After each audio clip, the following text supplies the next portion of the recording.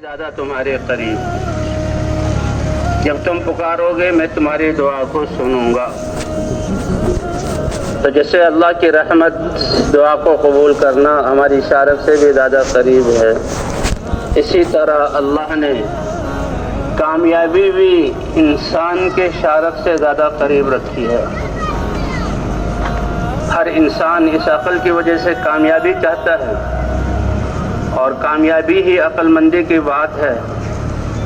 تو کامیابی کے لیے اللہ تعالیٰ نے انسان کو جسم سے باہر اسباب اور مادی شکلوں کا محتاج نہیں کیا، بلکہ کامیابی کے لیے اللہ نے انسان کے جسم میں وہ صلاحیتیں دی ہیں کہ ان کو صحیح استعمال کرنے سے یہ انسان کامیابی کے اعلیٰ درجے پر پہنچ جاتا ہے۔ کامیابی باہر کی چیزوں میں نہیں، اسی لیے فرمایا کہ اللہ تمہاری شکلوں کو نہیں دیکھتے اور نہ تمہارے مالوں کو، اسباب کو، جتنے بھی یہ دنیاوی اشکال ہیں ان کو دیکھتے ہیں، لیکن اللہ تعالیٰ تمہارے دلوں کو دیکھتے ہیں۔ تو اصل سرمایہ انسان کے دل کے اندر ہے۔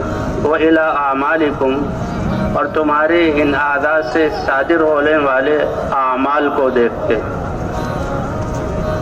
جی ہاں، اسی لیے فرمایا کہ مسلمان کا معاملہ عجیب ہے۔